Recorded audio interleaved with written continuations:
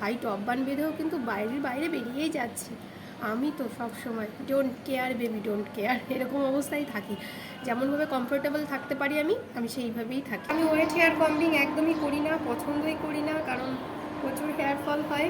এই গরমের ওয়েদারে আর এই মাথায় চাপ নিতে পারছি না, এমনি গরমে মাথা যন্ত্রণা ফেটে যাচ্ছে, তাই হেড ব্যাং আমি এই গরমে করতে পারবো না।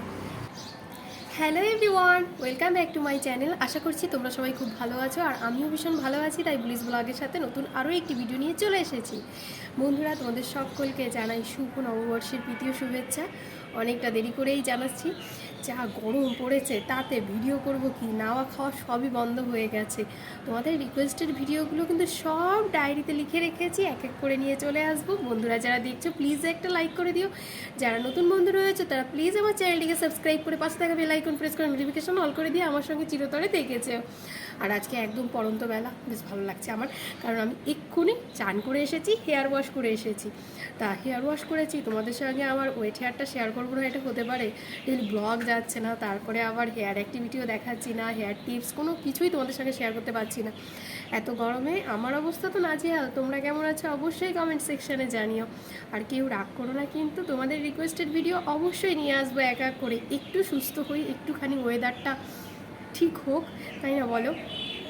আজকে সারা দিন আমি ল্যাদ খেয়েছি শুয়ে শুয়ে, মানে এতটাই বাজে লাগছিল। সারা দিন বিছানায় শুয়ে শুয়েই কাটিয়ে দিয়েছি, ঘুমিয়ে। এই দুপুরের শেষে উঠে চান করে ঠাকুরকে ভোগ দিয়ে নিজে কিছুটা খেয়ে তোমাদের সঙ্গে দেখা করতে এলাম। তাই হেয়ারটাকে এখন ওপেন করবো ভেবেছি, অনেকক্ষণই এইভাবে জড়িয়ে রেখেছিলাম।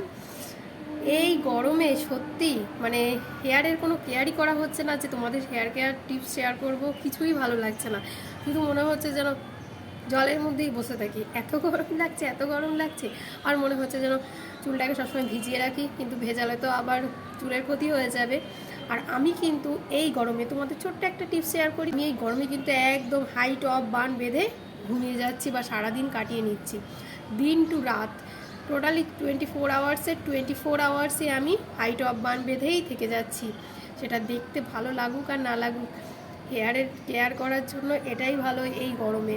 কারণ যে পরিমাণে ঘাম হচ্ছে, সেই ঘামে চুলের গোড়া ভিজে যাচ্ছে, যার ফলে কিন্তু স্ক্যাল্পটা ভীষণ নোংরা হচ্ছে, তাতে চুলের ক্ষতি হবে। সেই কারণে আমি হাই টপ বান বাঁধছি। তোমরা যারা আমার বোনেরা, দিদিরা, মায়েরা আছো, তারা সবাই কিন্তু হাই টপ বান বেঁধে ঘরে থাকতেই পারো।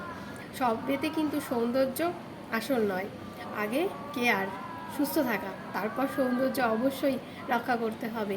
আর আমি হাই টপ বান বেঁধেও কিন্তু বাইরে বেরিয়েই যাচ্ছি। আমি তো সব সময় don't care baby, don't care, এরকম অবস্থায় থাকি। যেমনভাবে কমফোর্টেবল থাকতে পারি আমি সেইভাবেই থাকি।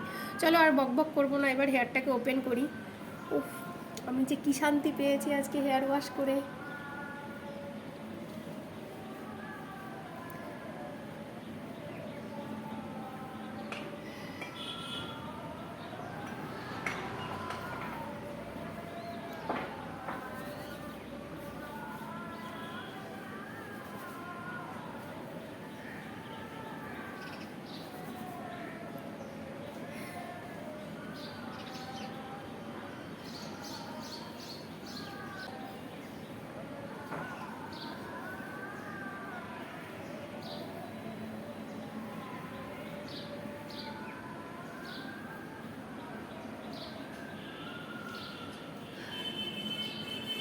কি করবো হেয়ার নিয়ে নিজেও বুঝে পাচ্ছি না।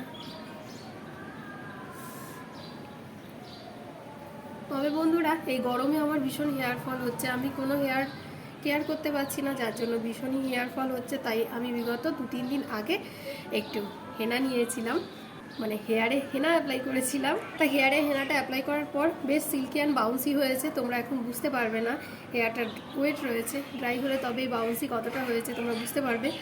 তা আমি যখন এসেছি তোমাদের সামনে আমার ঘন কালো লম্বা চুল নিয়ে, একটু অ্যাক্টিভিটি করে দেখাবো না সেটা কি হয়? বাট ভেজা চুলে কি অ্যাক্টিভিটি? হেড ব্যাং করতে বলেছে, অবশ্যই করব। এই গরমের ওয়েদারে আর এই মাথায় চাপ নিতে পারছি না, এমনি গরমে মাথা যন্ত্রণা ফেটে যাচ্ছে, তাই হেড ব্যাং আমি এই গরমে করতে পারবো না। ওয়েদারটা একটু স্থিতিশীল হোক, অবশ্যই করব। দেখো আমার ব্যাকের হেয়ারটা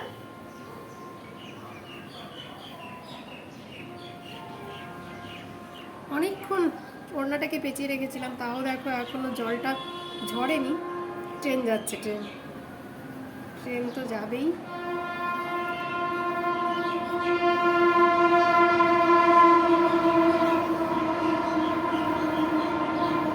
আর আমি ওয়েট হেয়ার কম্বিং একদমই করি না, পছন্দই করি না, কারণ প্রচুর হেয়ার ফল হয়। তোমরা কেউ ওয়েট হেয়ার কম্বিংটা করবে না। তবে আমার হেয়ারে হেনা অ্যাপ্লাই করার পর বেশ সিল্কি অ্যান্ড বাউন্সি হয়েছে, যার জন্য কিন্তু আমি ওয়েট হেয়ার কম্বিংটা আজকে একটু করছি তোমাদের সামনে। কিন্তু তোমরা একদমই এটাকে ফলো করো না, কারণ আমি সবসময় ওয়েট হেয়ার কম্বিং করি না। আর এত পরিমাণে হেয়ার ফল হচ্ছিল যে আমি ভয় পেয়ে হেয়ার কম্বিংও বন্ধ করে দিয়েছিলাম। তবে যত হেয়ার কম্বিং করা হবে ততই কিন্তু স্ক্যাল্পে রক্ত সঞ্চালন ভালো হবে আর হেয়ার ফল কম হয়, এটা একটা কথা, এটা সত্যি কথাই। কিন্তু হেয়ার ফল অতিরিক্ত পরিমাণে বেড়ে গেলে তখন কিন্তু হেয়ার কম্বিংটা কিছুদিন বন্ধ রাখাই উচিত। তাই বলে একদমই নয় তা নয়, ওই ডেলি মানে দিনে 2 থেকে 3 বার কম্বিং করা উচিত, তার বেশি নয়। আমি সেলফ ওপিনিয়ন থেকে বলছি, এটা আমি নিজে রিয়েলাইজ করেছি, সেটাই বলছি তোমাদের সঙ্গে। আমি আবার কোনো হেয়ার ডক্টর নই যে তোমাদেরকে একদম প্রপার টিপস দিতে পারবো। আমার হেয়ারের সঙ্গে এটাই হয়, তাই আমি তোমাদের সঙ্গে শেয়ার করছি। এখন ফ্যানের নিচে বসবো, হেয়ারটাকে শুকিয়ে নেব। আর ফ্যানের নিচে বসাও লাগছে না, যা ড্রাই ওয়েদার, তাতে ঠোঁট ফাটছে। এই গরমে আবার ঠোঁট ফাটে, বুঝতে পারছো?